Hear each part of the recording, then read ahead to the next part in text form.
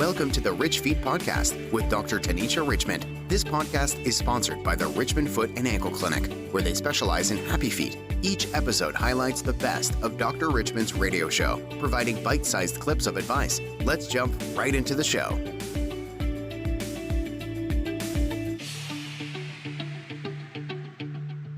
As we are here at The Real Rhythm, and you know what day it is, we are excited to always have with us, and we've had a little over 8 years now. Wow. Dr. Tanisha Richmond, Richmond Foot and Ankle Clinic. How are you, Doc? Blessed and highly favored and breathing on my own today. And that is a blessing. That is a blessing. Breathing on my own. And we know you're always stepping in the name of love, right? Yes, ma'am. Yes, ma'am. Got to step as long as I can. It's always good to see you, Doc. And of course, how was your Thanksgiving? Quiet. Very quiet. It was me, my boyfriend, and my chihuahua. Nice. He ran behind us all day trying to eat our food and getting crumbs.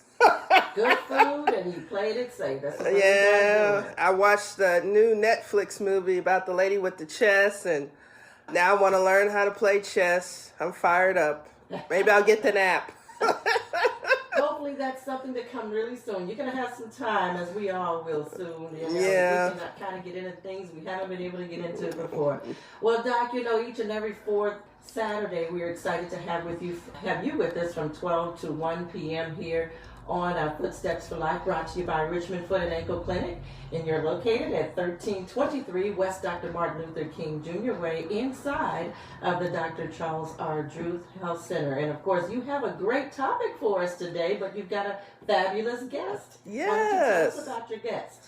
So I have Miss Angela Foxworth Everett, who resides from my hometown of Bogalusa, Louisiana, but she's lived in Columbus. How many years have you lived here now? I would say since 2012, so 8 years. She's a graduate of the historically black college University of Southern University. Oh, God. And she also is an AKA, and she is in all her pink and green today. But I brought my cousin on today because I wanted her to talk about politics. Angela I'm gonna let her speak and tell you all the different things she has done in politics. But now, even though we have one, and we have our president-elect Joe Biden and Madam Vice President Kamala Harris, we still have work to do. And I wanted to bring Angela on to talk about the work we still have to do to make sure that Joe Biden and Kamala Harris can actually get things done when they get to the White House and to D.C. Angela? Thank you so much for having me. Look, it is my pleasure. I've been doing this since 2008. In fact, Tanisha and I both have been doing it since 2008. She's definitely been a champion for the Obama days. She Yes. was, holding it down. And so from that time until now, I always wanted to be a champion for the people. And I got that opportunity in 2010. I've worked as an organizer. I've worked as an event planner in the world of politics and fundraising, which is my favorite thing to do. And I really want to make sure that there are more minorities, more women in the world of fundraising when it comes to politics. Oftentimes, the people are afraid of the fundraising part because there's an ask behind it. However, that is the most important thing in the world of politics. Fundraising. Fundraising. That is asking for the dollars, or better known as dialing for dollars. So how do you approach fundraising? Or what makes you more effective than the other fundraisers? Well, so you have to stand out. I mean, and then you have to have the courage to ask people. Uh-huh. You can't pick and choose. You can't be afraid. You have to dive in, and you have to ask everyone for that amount. And you can't be turned off by the word no, because you're going to hear no often. Yes. But that no will definitely, when you get that yes, that makes you feel a whole lot better. Okay. So tell us a little bit about yourself. What campaigns have you worked on over the years? I have worked for the Ohio Democratic Party. I worked for the AFL-CIO, one of the unions I have worked for AARP. I have worked for, you name it, I've done it. Because there was no task that was too small for me to do. And you work for Elizabeth Warren, right? Oh, absolutely. Let me just say, I was my favorite campaign. Just almost a year ago, I was invited to come down to South Carolina and work on Senator Warren's presidential campaign as a regional political director. And I had Congressman Clyburn's district, which was like humongous. And it's like from Orangeburg, South Carolina, all the way to Beaufort, South Carolina. So that was a lot of territory to cover. And it was an awesome experience because that was my first time traveling outside of Ohio doing politics. And South Carolina is one of the first in the South.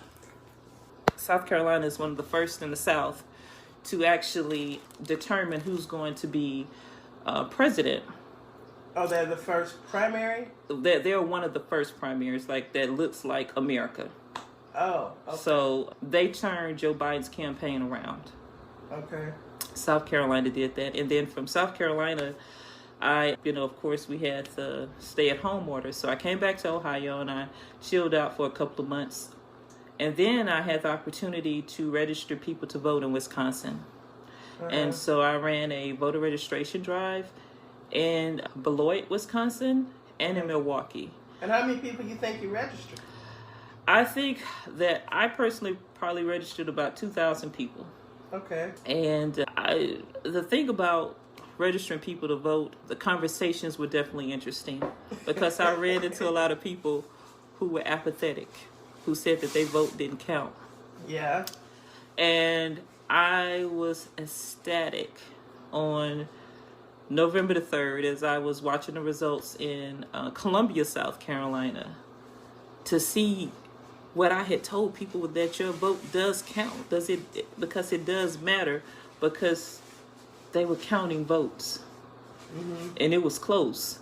Yeah. And it was close. And it was very close. So all those people who, told me, oh, my vote doesn't count, I said, it does.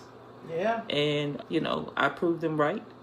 And we won Wisconsin. So I'm grateful that, I feel like my work, the work that we did with 360 Consulting and the outreach team, that it definitely changed hearts and minds. And we brought Wisconsin home. So for that, I'm truly, truly grateful. The thing also about it was that I was also the health and safety director for COVID. And so thankfully, no one got ill during that That's time. awesome. Absolutely, because we were sanitizing everything. Hands, laptops, spraying everything.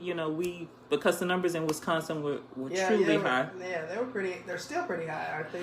They are, to the point I was like, okay, bless you. It's time for me to move on, because I felt like, my work there was done. And they was like, so Angela, you want to come to South Carolina? I said, I do. And that's where you worked on Jamie Harris's campaign. That's correct.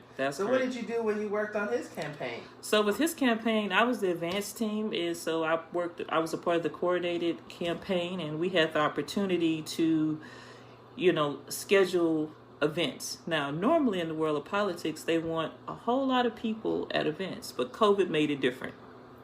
So instead of having large turnouts, we wanted small crowds. And we wanted to give the people that were running for office a platform or opportunity to talk. So we would have events outside because the weather was absolutely gorgeous down there. And where we would talk about, and then we would, show it live on Facebook.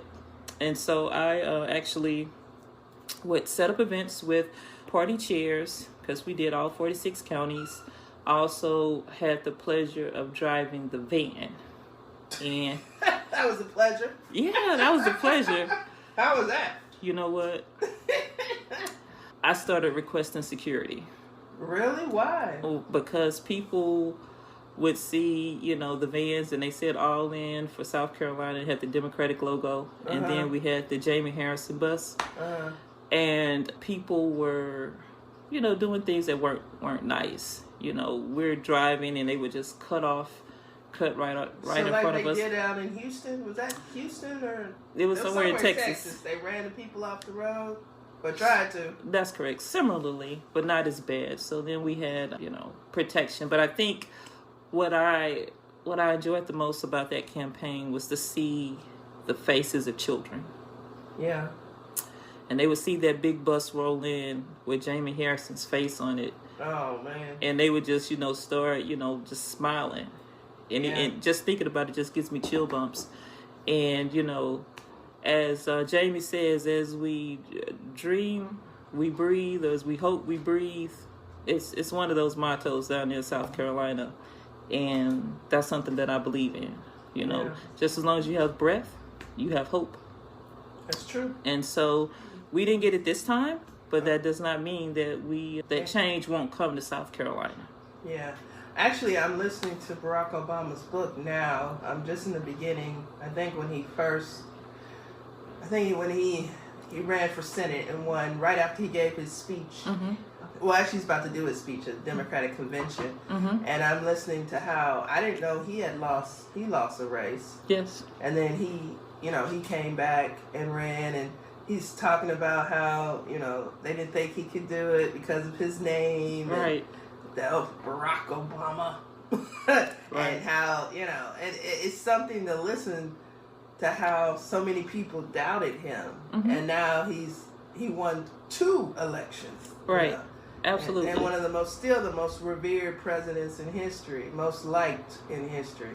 And in the world, actually. So. Absolutely. I tell people often that, you have to give it your all when you're working on campaigns. Yeah. And so every night, even though my day was over, I was still thinking, how can I ensure that I've given it my all, and as well as to make sure that people understand the importance of this race. So for someone, say they're in high school, mm-hmm. say they're in college, and they want to get into politics and fundraising and working campaigns, how do they get into that? Well, regardless of your party affiliation, I say call your, if you're a Democrat, call the Democratic Party office and say, hey, I want to volunteer. Okay. I want to learn more. And if you're a Republican, do the same thing. Okay. Because, it starts out, and also pay attention to civics. Civics? Yeah, civics. I don't know if they still teach that in school, but it is truly important. So they need to refresh on their civics. So what do you mean, like laws and bills? Laws and bills, and just, people just... How politics work. How politics work, how a bill works. So, for instance, as we think about Georgia, because that's my next venture. Right now, I am a part of a group called The Squad. Mm-hmm. And The Squad includes Star Jones and 4 of the women, including myself. And so what we're doing, and Star has what she calls the Brown Girls Initiative. And she is raising money. She raised $1.3 million for the Biden-Harris campaign. Uh-huh. And now she's raising money for Warnock, Reverend Raphael Warnock, and John Ossoff. So what are they running for? They're running for the 2 Senate seats in Georgia. Right now, it's 48-49. For the Democrats have 48 in the Senate, and the Republicans have 49. And so what we're doing is we need those 2 seats. Yes. Now explain the importance of us getting those 2 seats and what may happen to Biden-Harris for the next 4 years if we don't win those 2 seats. So currently what happens in the Senate is, unfortunately, with Mitch McConnell being the majority leader for the Senate, a lot of bills die.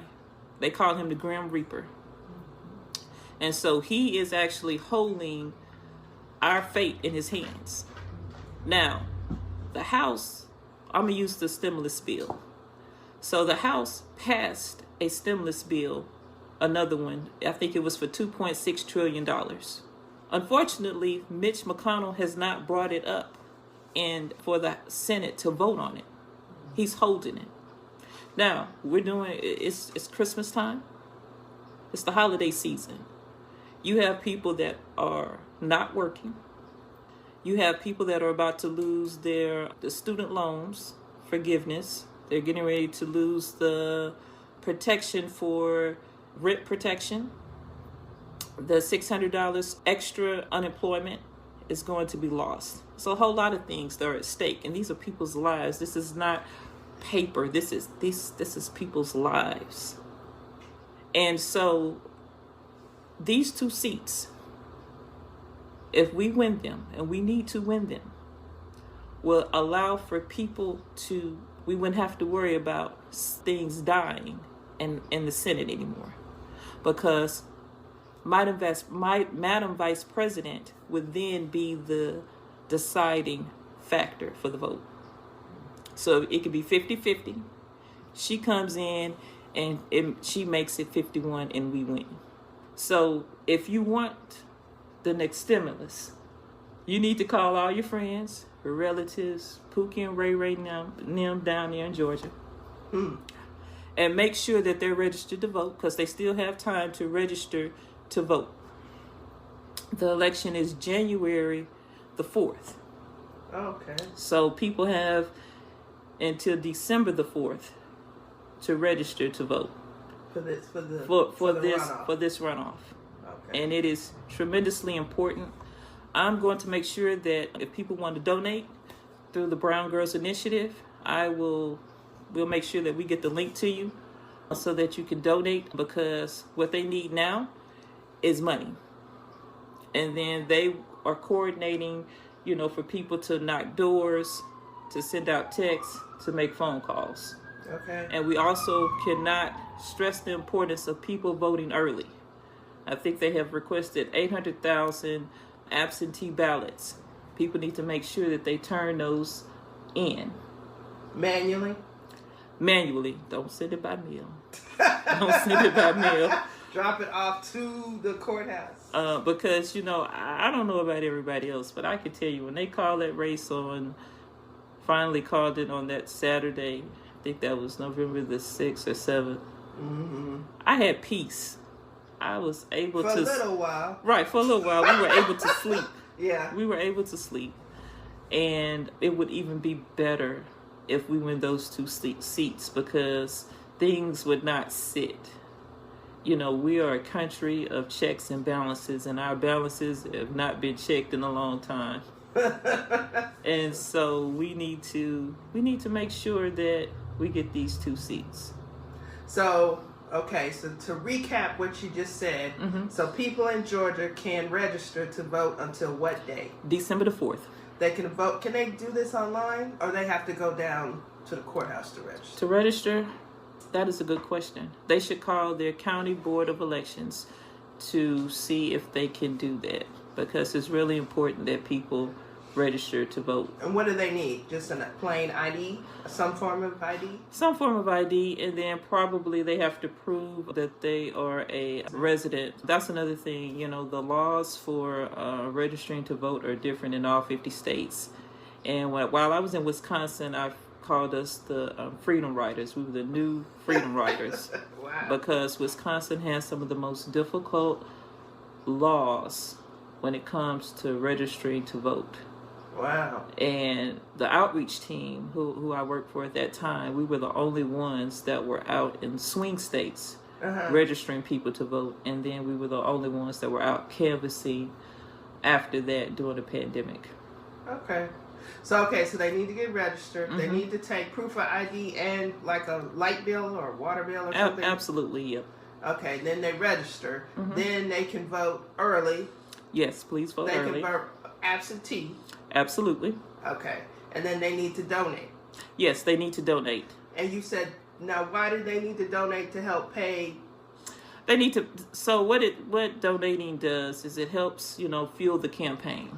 Okay. So, that's to pay people, $15 an hour to knock doors, because, people need to make an income. Okay. And so whatever the campaign costs are affiliated with, that's what the money goes to. Okay. And again, if these two people lose, then things like the Affordable Care Act, could it be in jeopardy again? Or they're slowly chipping away at the Affordable Care Act. Actually, I'm just renewing my insurance, and it went up another $200. Wow. And they're saying the cost is because of they chipped out the mandate, took the mandate away, which decreased people signing up. Yet people still are signing up. Right. A lot of people, millions of people love the Affordable Care Act, but the Republicans are constantly trying to take it away and say it's horrible, yet they have no replacement. Absolutely. So that is definitely one of the things that worries a lot of us at night. So that's one of the things that would be up in the air. We would possibly lose the Obamacare. The stimulus would be in jeopardy. All the things that we need as people, like everybody is not rich. What is it? 1% of the population is rich. Amazon and them. Amazon and Netflix and those folks. Yeah. And we're not begrudging them. No, because they employ a lot of people. Absolutely. But you still have to think about the people who need. And there's a lot of people in need right now. Yeah. Sometimes you're in need and you don't even know you're in need. So now that could be a repeat. Say that one more time. Say that.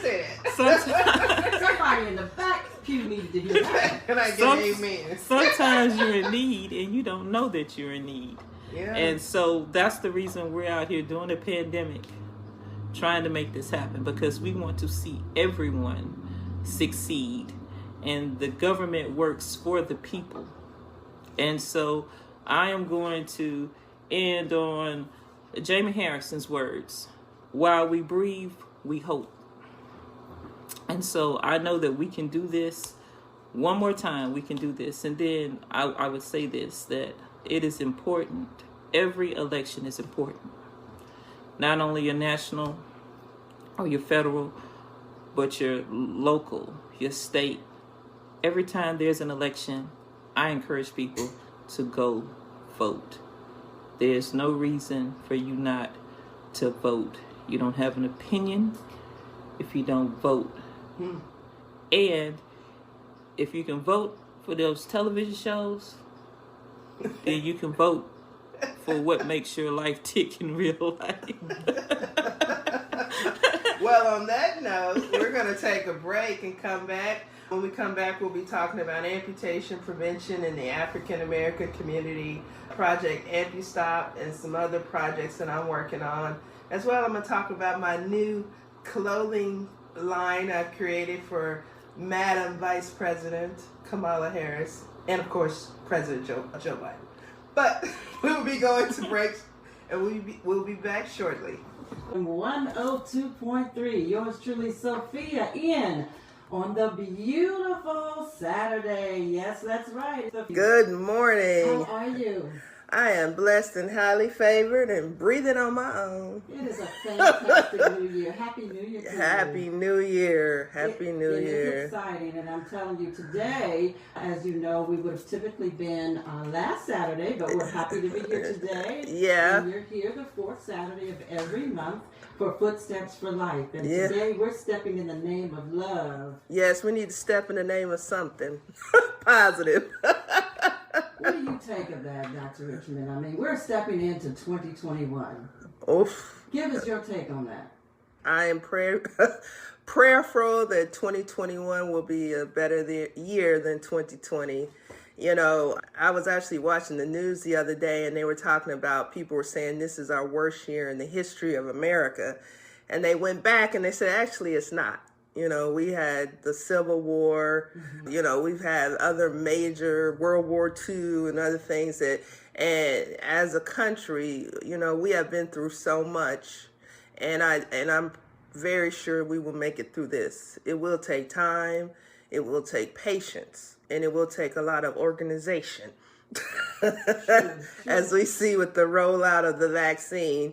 But, you know, I am thankful that this is 2020 and not 1920, because probably millions more people would have died, and we would not have been able to get a vaccine in our hands in less than a year. Because I think the polio vaccine, they said, took like 30 years to get, and we have a vaccine in the arms of people, I think within it was less than a year.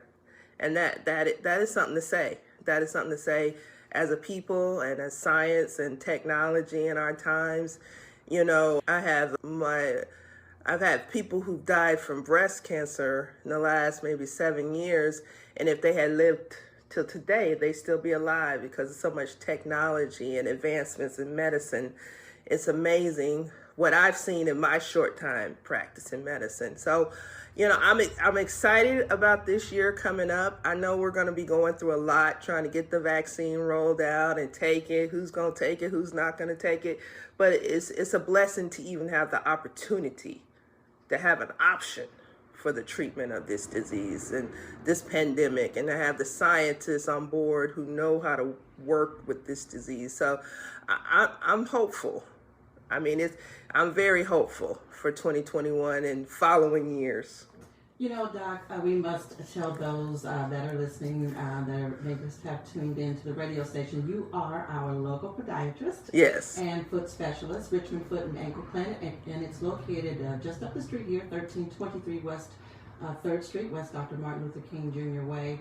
And what many people love about your show is titled Footsteps for Life, and this encompasses so many things. As you know, in the last week, we just celebrated Christmas Eve and Christmas Day and transition into our New Year, as we talked about briefly in the beginning of the show, 2021. But we also know that during this time, during this season, many people develop what's called has been labeled as holiday blues. Yeah. Can you talk to us a little bit about how that affects many people during this time? I am a podiatrist, so let me preempt with that statement. But, depression is common during the holiday season. And then also there's something called seasonal affective disorder, which is depression by the weather. So lack of sunlight. I'm a Southern child. I'm from the South. So, yes, as you see, my saints. But even when I leave Ohio and go south and start getting all that sunlight, it actually changes my personality. I perk up with the sun. And living in the North, we lack sunlight because we get so much cloudiness this time of the year. We have it for months at a time. And lots of people get depression during that time. They have to take antidepressants. Then sometimes they can do the lights. There are certain lights you can go under to help with the depression. And then I just think it's just a rough year emotionally for a lot of people. Even for myself, I normally fly out every month to every other month. I'm usually on a plane somewhere. I usually go home to Louisiana 3 to 4 times a year. And I usually go home for at least one major holiday a year. This year I didn't go home for either. So that was stressful. I didn't think it would affect me as much as it did. But, as they say, you don't miss your water till your well runs dry. And how long has it been since you've been I haven't been home since Mardi Gras. So I was home at our last Mardi Gras. I don't know when we're going to have another one. It has already been canceled for this year. Yeah. So, but they still will have parties. I think they have already canceled all the parades. There will be no parades this year. But they will probably still, I don't know if they'll have parties. I don't know. Depends, I guess, on how the vaccine rolls out and people feel about getting into groups. So it's going to be a different year. But I think emotionally, it's just so much hitting us. I've been telling my patient, we on that Corona ride. We cannot get off. We on this ride. Every time you get to the end, you think you're about to get off and they strap you back in. So that's what it feels like. You're on this ride. You're going up and then you're down, then you're up and then you're down. And I think emotionally, if people are dealing with things, I think they should talk to their doctors about it. If they think they need some help, if they need to talk to someone, and a lot of people already had issues before this, a lot of emotional issues and mental health issues before this. And so it's just exacerbating, making all of it worse. Because, if you watch the news, it's not a lot of positivity on the news at all. And it's like they're just it's a drumbeat of negativity.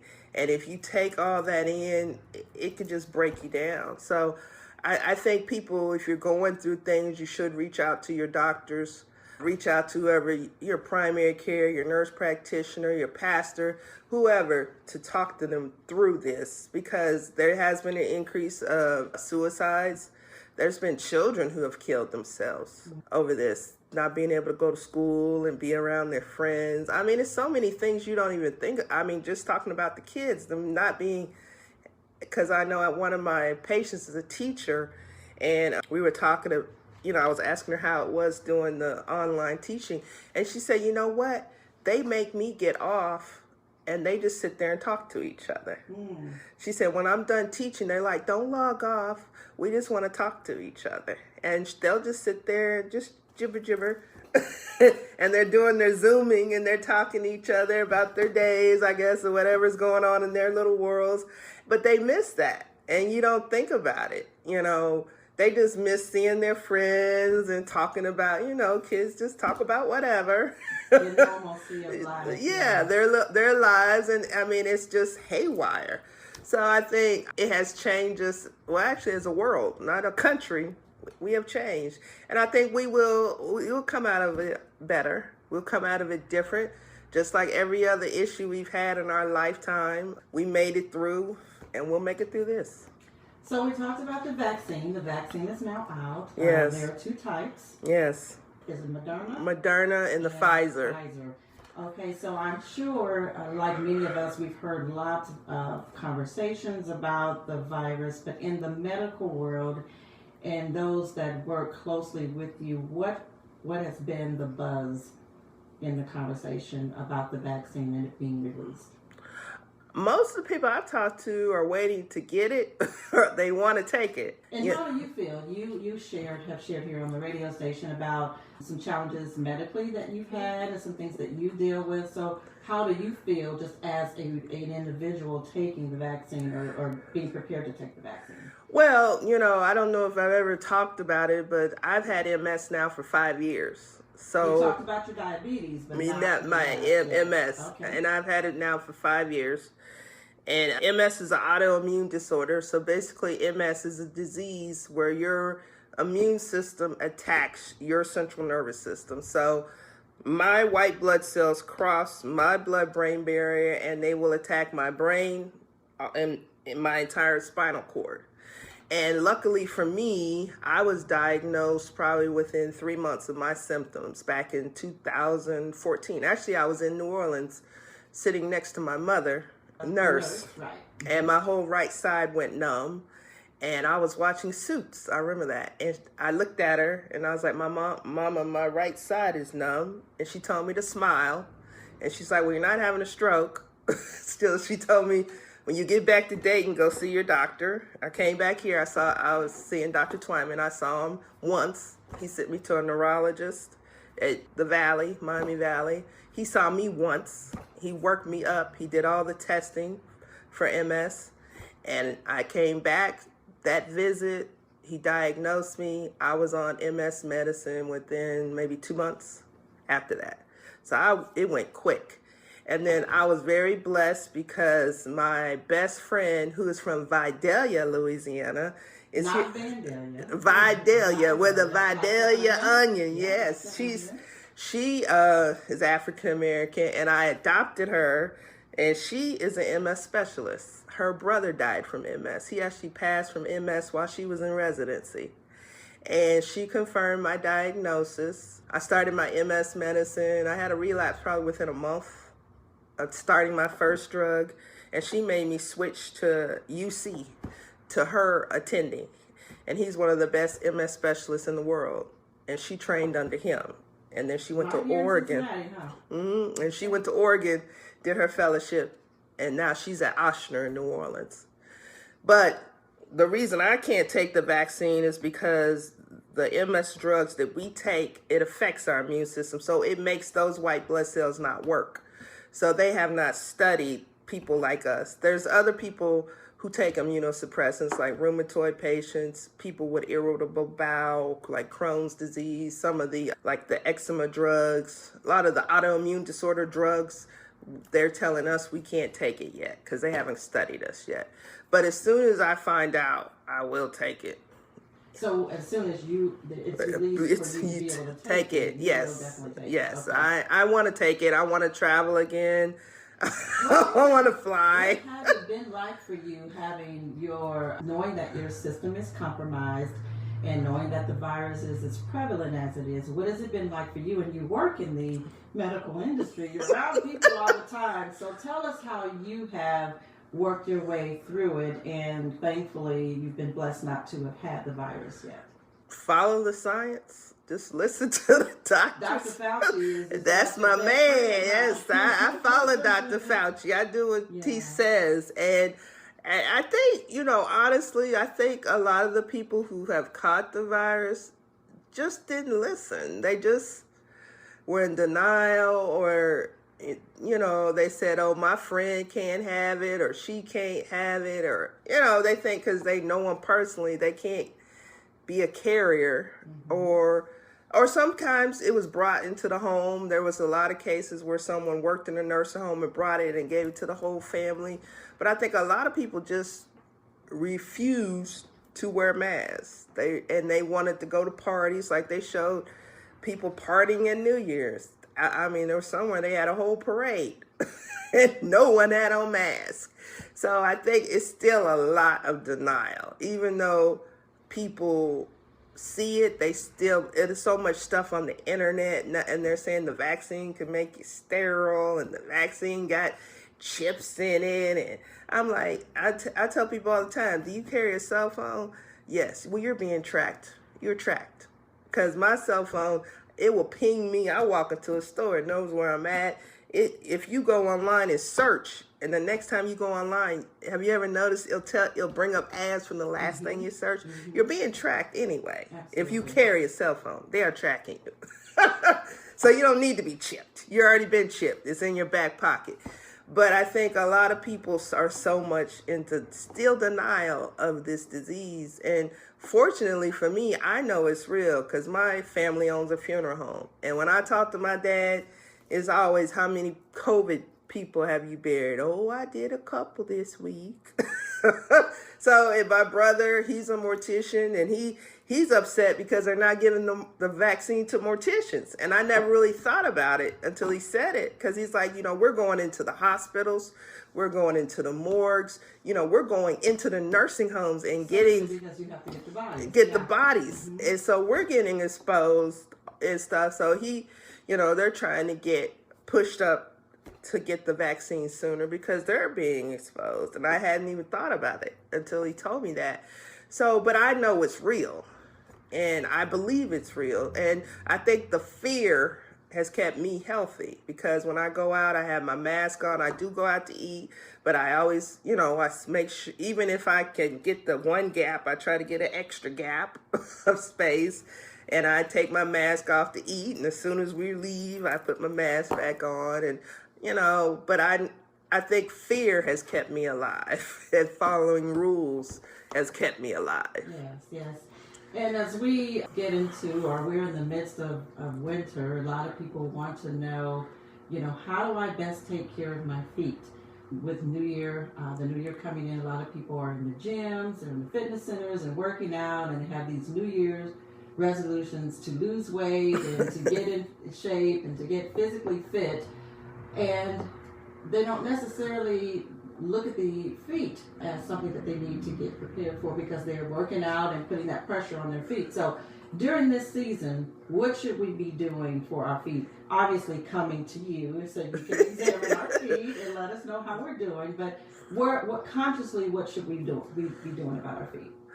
Well, you're probably because people are probably going from inactivity to activity. So they haven't really been working out or doing anything for the last few months. And as you mentioned, winter, our feet are a little drier than normal. And then they're going to decide they're going to start running and walking and deadlifting weight and doing different things. So they may start to accrue a lot of different kinds of tendonitis. So like Achilles tendonitis, plantar fasciitis, maybe pulling things, stretching things out of whack that hasn't been used in a long time. So the first thing probably would be to get a good pair of tennis shoes, a new pair of tennis shoes, something that's not worn out, especially if you're deciding like you're going to start going to the track in the gym and trying to walk long distances or run and doing other activities, like if you want to start now trying to do Zumba and other things, or even all these automated things. I know they have the new one, the wall, where you can work with a personal trainer digitally with the mirror.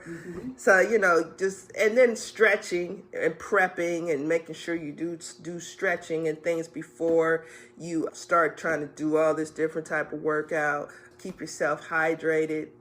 Things of that nature. And then, of course, your skin. This is winter time, and I always tell people just lotion up during the winter months, because your skin, we're pulling all the moisture out of our skin because of the heat, because we're inside, we're in low humidity, and we just dry out in the winter. And in the winter months, I just pretty much just use plain old Vaseline and cocoa butter. I just lump it on.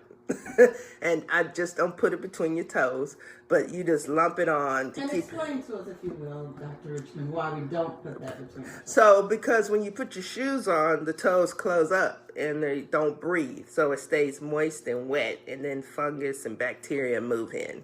Usually athlete's foot. And there's some. So we want to prevent that. And it's a particular bacteria that likes to live in there, and it turns everything green, and it doesn't smell good at all. So yeah, and then, but lately I've been treating some really bad cases of athlete's foot. What do you attribute that to? I don't know. Well, the number one reason, or the number one preceding reason, usually they just got out of prison. They usually just recently got out of prison. And it's usually about 75% of the time they had just got out. And it's because they're using communal bathrooms. So you have to think about if you went to college or you remember gym, it was 10, 20 people in the shower together. You don't know the cleanliness of people. And then in the prison system, I don't know how clean those bathrooms are, but there's so many people going in and out of the showers. It's like a cesspool of bacteria and fungus. So I see some horrific athlete's foot from usually men who've just gotten out of prison. And usually those people require oral antibiotics by mouth, topicals, sometimes some betadine, foot soaks, and some patients, I think one or two, I've actually tried to send to infectious disease because they may need IV antibiotics because their athlete's foot got so bad. So I've seen some bad cases of it. So what should the signs be, or we should be looking for? Is it so much the smell? Is it just the way they feel? Maybe dry, a little crusty? All of the above. Usually it's the smell, it's the skin. The skin is super scaly. If they look between their toes, it may be raw. It may be like white, raw. It could be draining. And lots of times it could be green in there. That's a particular bacteria that's called Pseudomonas. It's a very stinky bacteria. And what's it called again? Pseudomonas. And it requires a specific antibiotic that we have to put you on. And generally, for anything out of the ordinary, especially interdigital tinea, athlete's foot between the toes, I always like to culture it and see exactly what's living there. And then I can put them on antibiotics to make sure I can kill it, or antifungals. So, but I had one gentleman, his feet were brown, but his skin had turned black around the athlete's foot, the top of his feet, between his toes, because it had turned chronic. And he's like, well, when my feet gonna turn back normal? I said, I don't know. It's gonna be a while. First, let's get rid of the infection. Then you may or may not turn back, because it's been so chronic and it's been going on so long. The skin has been traumatized by the infection, so it may or may not turn back to normal color. Doc, there may be individuals out there that say, you know what, I don't necessarily have any problems with my feet right now. They feel good. I walk on my feet with no, given pain, but isn't it at some point, or would you suggest an evaluation, maybe to just come and see you and say, let me just evaluate your feet to see what's going on here, if there may be any potential problems, and maybe you can come and you can talk a little bit about your foot spa that you have on site as well. Well, I wouldn't necessarily say everyone should come to see me. I would say more of the high-risk people, so all diabetics should see me at least once a year. People with renal disease, people on dialysis should see me. People on blood thinners most definitely should see me. They should not be trimming their nails or calluses. People with any kind of major health problems. So people with a lot of swelling in their feet or legs. People who have something called lymphedema. So lymphedema is, you see the people with the huge swollen legs. Sometimes one leg may be bigger than the other. So those kind of people with chronic conditions, they should see me especially. And then as far as other people, if you're young and you're healthy and you're not having any problems, I wouldn't necessarily say you need to come see me. You may want to try some over-the-counter products. And if it's not helping your issue, then come see me, especially like with heel pain, Achilles tendonitis, that's inflammation of the tendon in the back of your heel, and then also with children. So if you're having a child that's complaining of pain, especially or they're complaining pain, or if they're delayed in walking. So if you're seeing them having problems with walking, they're stumbling, or they're not meeting their milestones as far as walking, or they're walking funny, especially like if they're walking, as you say, something like a toe walker, and those are kids who literally walk on their toes, their heels don't touch the ground. There is surgery for that because there may be their Achilles tendon is so tight it can't touch the ground. And then I have a lot of children with flat feet. So in the African American community, I would say probably 80% of Black people have flat feet. I don't see a whole lot of arches in African Americans. I have flat feet. So, and it doesn't mean necessarily that you will have foot pain, but some people do. And I've actually had children. I had a young girl maybe a couple weeks ago. She had severe flat feet. I mean, her, what we call pronated, she was almost walking on her ankles. And she was only like 10 or 11. So I suggested in her case to send her for surgery. There is a surgery that can be done up to the age of 18 to give you an internal orthotic. And it's basically, called an MBA implant. They put it in the ankle joint and it gives you an arch internally. And it can be done up to the age of 18. And I always advise that, especially if they're already having chronic pain, because after 18, our bones ossify, which means they get hard, and you can't tolerate it anymore. And I've seen so many adults that I wish if they had been seen as children and they could have had that procedure. Because when you're an adult, really all you can do is put them in orthotics. You can put them in what's something called Ritchie braces, which are custom braces that kind of lock the ankle. But as a child, it could be fixed. And I always I always think about, what's her name, Spike Lee, because he has severe pigeon toe, and I wish he could have seen a podiatrist. And maybe that could have been fixed or braced straight, because he's a severe pigeon toe walker, toe walker. Mm-hmm. So like the orthotic, and do you find with those, I mean, it could correct and even essentially help a lot of people, but they just don't want to go that extra mile to get the orthotics for their shoes. Well, I think Dr. Scholl has done a great job with marketing. This new company, this new chain of orthotics I see on TV, they're doing a great job of marketing. I don't think podiatrists, people know what we do, but people look more for convenience, so they can just go to Walmart, stand on this little machine, and pops out some orthotics. And then they'll try them. Then they'll come to me and they'll say, I tried it, it didn't work. And then I give them mine, and most of the time they work. Mm-hmm. So it's most of it is the mechanics of the orthotic. There's something called biomechanics that we had to learn in podiatry school, which is basically the mechanical way the human body works. And it was very technical, but it's all the 3 dimensions of how we move. And the orthotics help control that and control motion. And it's kind of like a car. You know how if one tire goes low, the car doesn't ride right? Same thing with your feet. If your feet are off, you don't walk right. And it can go all the way up to your jaw if your feet are off, or if your knees off, or if your hips off. So it throws everything out of whack. And lots of times people come to me, they'll get the orthotics. And then if those don't work, I can send you out for customs. Customs usually bill out at $400. Mine, I sell over the counter, are $30 because they are over the counter and they're not custom. But I wear them in my shoes and I'm fine. Actually, the customs haven't worked as well for me. You know, Dr. Richmond, I know some people that may not be able to call in right now. And those of you that are listening, if you have a question or comment, the lines are open for you to call at 937-457-1210. We will take your questions or comments. And I know some are rolling in now, and someone wants to know, how does a person avoid ankle pain if they're like working out and exercising?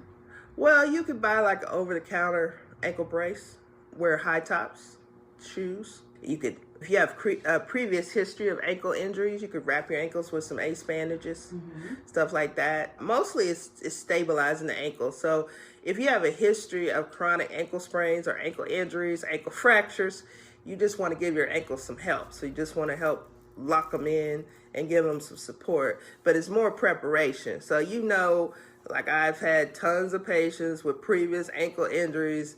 You can't just go out and do 5-on-5 basketball with a bunch of 20-year-olds and you 50. You got to prep yourself. Prep yourself. So we do have a couple other questions. We've got a gentleman, his name is Melvin. He said, how do you prevent shin splints? He gets those reoccurring shin splints. Sounds like he may be a runner. Shin splints are usually from running. Okay. And it's usually from running on inclines.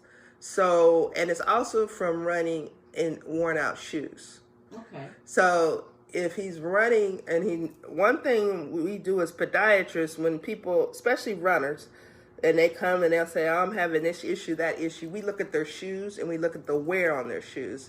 So if they're wearing their shoes on the outside, they may need an orthotic, or if they're wearing them on the inside, they also may need orthotic, but they also may need new shoes. Because just like the analogy again of a car, if the tires are wearing funny, it'll ride funny, and that's the same thing. So it could be they're a runner, and it also could be they're running on an incline, so they're uneven. So they're utilizing the muscles in front of the leg too much, and they get irritated. So here's a part 2 question. So you have the baby toe and then that toe next to the baby toe. Okay. That toe sometimes is stiff and like not necessarily painful, but sore. So what could that come from if the rest of the toes are fine and it's just that one toe that has a certain amount of like... I would need him to come in. He needs some x-rays. He needs some x-rays. And is it possible it could be sprained or... It's possible, but... I don't know. Usually the toes that hurt... There's one toe that hurts, and it's not the baby toe, because you can kind of understand the baby toe. Well, usually the first and the fifth toe get hit the most. So they usually get stubbed or hit or broken. It's not the baby toe, though, and it's the one next to it. What do you attribute that to? Maybe arthritis, maybe trauma. And one toe? Uh-huh. Or it could be something called neuropathy. So I would have to know the type of pain, because... there's different types of pain. So there's numbness, tingling, burning. That's nerve pain. Okay. Then there's aching, throbbing. That's musculoskeletal pain. So if a person tells me their left fourth pinky toe hurts and it burns, it could be coming from their lower back. They could have a compression of the nerves in their lower back. That would affect their toe? Mm-hmm. Because the spine is a breaker box. You have to, when you look at the spine, it's a breaker box to the human body. So say if I have a compressed nerve in my neck, my hand will go numb. If I have a compressed nerve in my lower back, my feet will go numb. So, and then if they tell me specifically which toe it is, the nerves have dermatomes, so they run like a highway. So we could say, oh, your left fourth toe, well, that's L4, that's S5. That's that specific nerve that's irritated. So then that's when you need to see, I would refer them out probably for a spine referral and get their back worked up. Get some spinal x-rays, have them see a spine specialist where they get spinal x-rays and a possible MRI. to check them for a compressed nerve or bulging disc or something in their lower back. Okay, interesting. Well, Doc, we're going to take a short break, and then when we come back, we'll take a few more questions, and then we'll take any callers that may be on the line at 937-457-1210. It's 12:35. We're here with Dr. Tanisha Richmond. She is generally here on the fourth Saturday of every month, and today she's here for her show, which would have been last Saturday. So she is here to answer all of your questions concerning the fee. Give us a call if you have a question or comment, 937-457-1210. We hope you enjoyed today's show with Dr. Richmond, sponsored by the Richmond Foot and Ankle Clinic. The clinic is located at 1323 West 3rd Street in Dayton, Ohio. Zip code 45402. To book an appointment, call 937-228-3668, or you can learn more at richfeet.org.